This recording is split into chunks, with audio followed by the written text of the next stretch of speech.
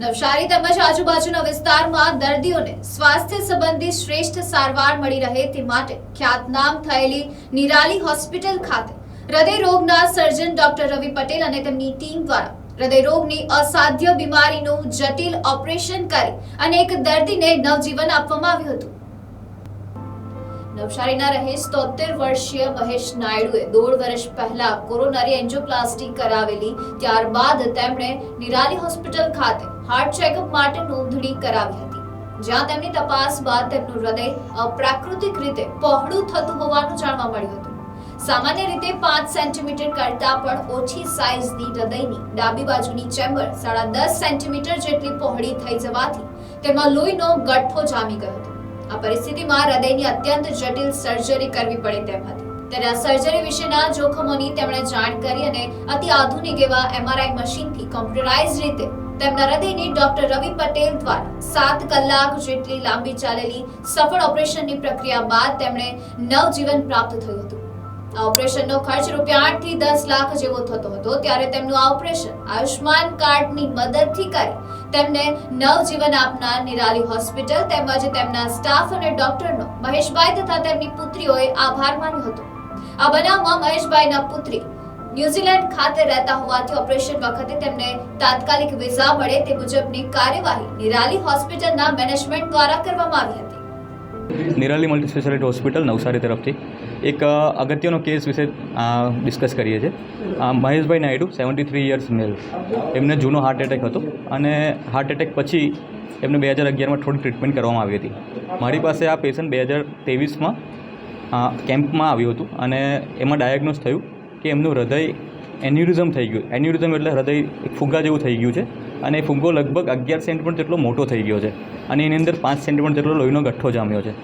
સો initially evaluation અમે એમનું CT scan, હૃદયના MRI સાથે કર્યું। પછી અમારી ટીમમાં ડૉક્ટર રવિ જે કાર્ડિયક સર્જન છે અને ડૉક્ટર કેતન જે કાર્ડિયક એનેસ્થેટિસ્ટ છે, એની સાથે અમારું બધું પ્રી ઓપરેટિવ વર્કઅપ કર્યું। એ પ્રી ઓપરેટિવ વર્કઅપમાં જણાયું કે આ પેશન્ટને હવે ઓપરેશનની જરૂર છે, કેમ કે આ પેશન્ટ જો ઓપરેશન નહીં કરવામાં આવે તો આ જે હૃદય જે ફૂલી ગયું છે, ફુગ્ગો થઈ ગયો છે, ગમે ત્યારે ફાટી જશે અથવા તો એની અંદર જે લોહીનો ગઠ્ઠો જામ્યો છે 5 સેન્ટીમીટર જેટલો મોટો, એ ગમે ત્યારે છટકીને મગજમાં કે પગમાં જાય તો મગજનો લકવો અથવા તો પગનો એટેક કે ગેંગ્રીન થવાની શક્યતા રહેશે। પ્લસ ગમે ત્યારે હૃદયના ધબકારા ખરાબ થઈને હૃદય ગમે ત્યારે બંધ થઈ શકે એવી પરિસ્થિતિ, એટલે એક ભાષામાં કહીએ તો એટમ બોમ્બ જેવી પરિસ્થિતિ હતી અને એમનું સર્જરી પણ અતિ જટિલ સર્જરીમાં કહેવાય, કેમ કે સર્જરી જે હોય છે એ 8 થી 10 કલાક જેટલું લાંબુ ચાલે છે આ સર્જરી, અને એમાં ઓછામાં ઓછા 20 થી 25 બ્લડ ચડાવવાની જરૂરિયાત પડી શકે છે અને લાંબો ટાઈમ સુધી ICU રોકાણ, વેન્ટિલેટરની જરૂરિયાત અને ડાયાલિસિસની જરૂરિયાત એવી બધી જરૂરિયાતો સાથે પડી શકે। એટલે આ બધી પરિસ્થિતિઓ પેશન્ટ અને એના સગાને સમજાવવામાં આવી અને એમને આયુષ્યમાન ભારત કાર્ડ હેઠળ અમે આગળ એમની ટ્રીટમેન્ટ કરી હોસ્પિટલમાં। જે અમે મોટાભાગે સોમવારે અમે સર્જરી કરી હતી અને એ સર્જરીનું સારી રીતે પૂર્ણ કરી હતી ડૉક્ટર રવિ પટેલ દ્વારા। જે પણ હૃદયનો જે ફુગ્ગો થયો હતો એ બોવાઇન પેરિકાર્ડિયલ પેચ દ્વારા રિપેર કરવામાં આવ્યો અને ઓપરેશન પછી કોઈપણ પ્રકારના તકલીફો વગર પેશન્ટ 6થા દિવસે ચાલતું ઘરે ગયું હતું। અને આ પરિસ્થિતિમાં અમે અમારી ટીમ બેઝિકલી પેશન્ટ અને હોસ્પિટલ સ્ટાફ, ICU સ્ટાફ અને હોસ્પિટલનું મેનેજમેન્ટ AM નાયક ચેરિટેબલ ટ્રસ્ટનો ખાસ આભાર માનીએ છીએ। અમારે ફોકસ એ હતું કે આ પેશન્ટ ને કોઈપણ પ્રકારની તકલીફ, ખાસ કરીને ઓપરેશન પછી કે લકવો થઈ જવો, ડાયાલિસિસની જરૂરિયાત પડવી અને લાંબો ટાઈમ સુધી વેન્ટિલેટરની જરૂરિયાત પડવી, આ 3-4 અમારા ઇમ્પોર્ટન્ટ ફેક્ટર્સ હતા જેમાંથી પેશન્ટને અમે બચાવ્યું છે। આવું કંઈ પણ વસ્તુ થવા નથી દીધું અને પેશન્टને हेल्दी कंडीशन में घरे मोकल्यू है। मेरे पापा का ऑपरेशन जो है वो आयुष्मान भारत योजना के अंदर हुआ है। हमें इनिशियली इसके बारे में कुछ पता नहीं था, लेकिन जो निराली के हॉस्पिटल के जो स्टाफ हैं उन्होंने पूरा एक्सप्लेन किया कि कैसे होता है, कैसे कौन सा फॉर्म चाहिए एंड ऑल द डिटेल्स के उसके में क्या इन्वॉल्व होगा। जब हमारी डॉक्टर से भी बात हुई थी तो उन्होंने भी हमें थोड़ा सा बहुत समझाया कि इस तरह से ये योजना है जो हॉस्पिटल के थ्रू हो सकती है, उसके अंडर ये ऑपरेशन हो सकता है। तो उस तरह से ऑपरेशन हुआ एंड जो स्टाफ था वो बहुत ही ज़्यादा कोऑपरेटिव था। मैंने यहाँ का पहले भी हॉस्पिटल्स जो दूसरे हैं वहाँ का एक्सपीरियंस भी लिया है, ओवरसीज़ का एक्सपीरियंस भी लिया है और ये हॉस्पिटल का भी एक्सपीरियंस लिया है। एंड बेस्ड ऑन जो जितने भी हॉस्पिटल्स मैंने अभी तक देखे, इतने भी नहीं देखे लेकिन जितने देखे, आई थिंक इंडिया में ऐसा हॉस्पिटल होना इट्स अ ब्लेसिंग, स्पेशली उन लोगों के लिए जो फाइनेंशियली इतने स्ट्रॉन्ग नहीं हैं। एंड फाइनेंस के वजह से वो लोग कई बार अपनी ट्रीटमेंट्स को मिस आउट कर देते हैं। और बहुत ज़रूरी, जैसे मैंने पहले भी कहा, बहुत ज़रूरी है एक डॉक्टर को इन्फॉर्मेशन फैमिली को करेक्टली और पूरी देना, जो डॉक्टर रवि ने हमें दिया फर्स्ट हैंड इटसेल्फ। कुछ भी नहीं छुपाया, जो कॉम्प्लिकेशंस हो सकते थे वो भी नहीं छुपाया।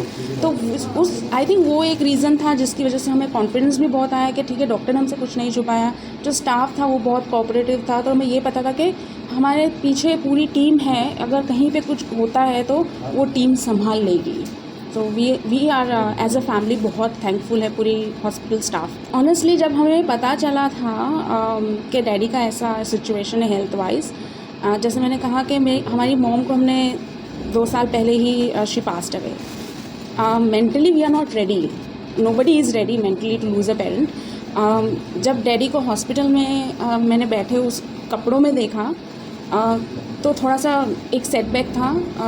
अकेली थी मैं यहाँ पे, we don't have a family in Gujarat, तो उसमें अकेले करना, कुछ भी पता नहीं था कहाँ से ब्लड अरेंज करना है, कैसे होगा। बट जिस तरह से जो स्टाफ पूरा सपोर्ट में आ गया कि जैसे हमें कुछ भी क्वेश्चन था कि ब्लड कैसे लेके आएंगे, हमें नहीं पता है, तो उन्होंने उस चीज़ में हमें हेल्प की, इन्फॉर्मेशन दी।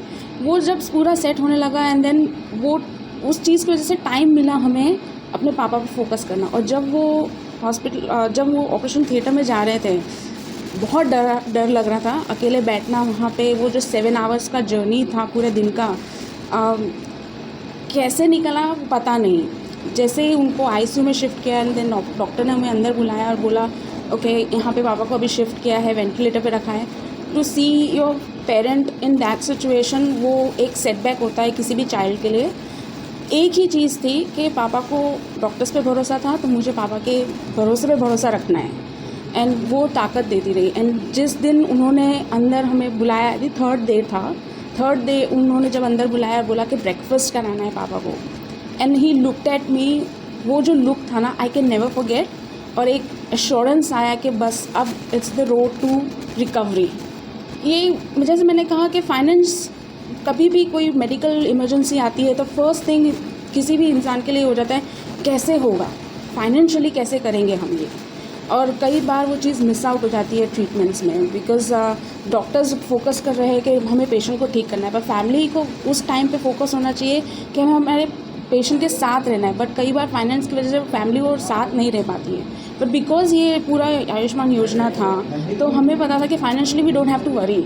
हम लोग को ये जो पूरा जो जिस तरह से उन्होंने प्रधानमंत्री ने योजना बनाई है, उसमें हम लोग कवर हो जाएंगे। हमारा मेन फोकस सिर्फ हमारे फादर होने चाहिए इस टाइम पे। हमको फाइनेंस साइड पे कुछ भी देखने का, अभी टेंशन लेने का ज़रूरत नहीं है, वो मुझे लगा। अब वो एक रिलीफ था, वो एक कहते हैं ना 1 2 3 पॉइंट्स होते हैं, तो जो फर्स्ट पॉइंट पे फाइनेंस चला जाता है वो फर्स्ट पॉइंट पे नहीं था। फर्स्ट पॉइंट पे था father, treatment and recovery. Finance was not in our mind, क्योंकि हमें पता था सब कुछ हो जाएगा। Report NTC news, Navsari.